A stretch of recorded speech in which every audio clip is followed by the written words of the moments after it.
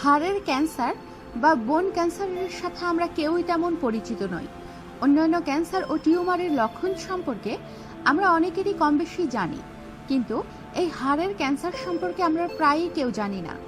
সাধারণত দেহের অঙ্গ প্রত্যঙ্গে ব্যথা কিছু পরিবর্তন দেখে আমরা দ্রুত ডাক্তারের শরণাপন্ন হয়ে নিশ্চিত হয়ে চিকিৎসা গ্রহণ করে থাকি, কিন্তু হাড় সংক্রান্ত সমস্যায় পড়লে কোনোভাবে ব্যথা পেয়েছি ভেবে বসে থাকেন অনেকেই।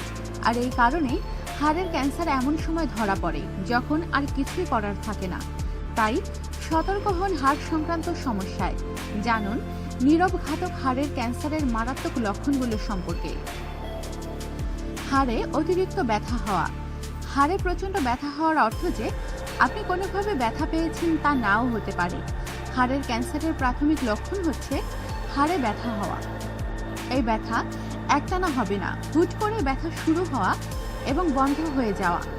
রাতের বেলায় ব্যথা শুরু হওয়া, ভারী কোনো জিনিস তোলার পর ব্যথা হওয়া বা হাঁটার ফলে হাড়ে ব্যথা হওয়া হতে পারে হাড়ের ক্যান্সারের লক্ষণ। সুতরাং হাড়ের ব্যথা অবহেলা করবেন না।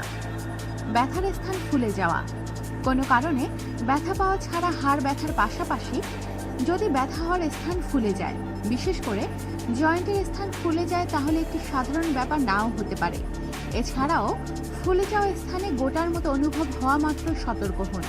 ডাক্তারের শরণাপন্ন হয়ে নিশ্চিত হয়ে নিন। হাড় ভাঙা বা হাড়ের ফ্র্যাকচার হওয়া।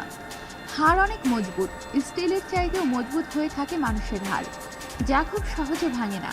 কিন্তু হাড়ের ক্যান্সার হওয়ার ফলে হাড়ের ভেতরে ক্ষয় হতে থাকে এবং হাড়ের ভঙ্গুরতা বৃদ্ধি পায়, যার কারণে সাধারণ কাজ যেমন ওঠা বসা করা, হাঁটু গেড়ে বসা বা বিছানায় গড়াগড়ি খাওয়ার সময়েও হাড় ভাঙা বা হাড় ফ্র্যাকচার হওয়ার ঘটনা মোটেও স্বাভাবিক নয়। এটি হাড়ের ক্যান্সারের লক্ষণ। অন্যান্য লক্ষণসমূহ। এই সকল লক্ষণের পাশাপাশি আরও সাধারণ কিছু লক্ষণ নজরে পড়ে, যেমন কোনো কারণ ছাড়াই ওজন কমতে থাকা, অতিরিক্ত দুর্বলতা অনুভব করা, রক্তশূন্যতায় ভোগা, ঘন ঘন এবং অতিরিক্ত জ্বর হওয়া ইত্যাদি।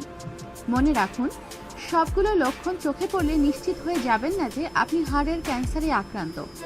আর্থাইটিস, মাংসপেশি বা লিগামেন্ট ইনজুরিতে যারা ভোগেন তাদের মধ্যেও এই ধরনের কিছু লক্ষণ নজরে পড়ে। সুতরাং ঘাবড়ে বা ভয় পেয়ে যাবেন না। লক্ষণ দেখা মাত্র ডাক্তারের শরণাপন্ন হয়ে নিশ্চিত হয়ে নিন। আমাদের সাথেই থাকুন আর সাবস্ক্রাইব করুন।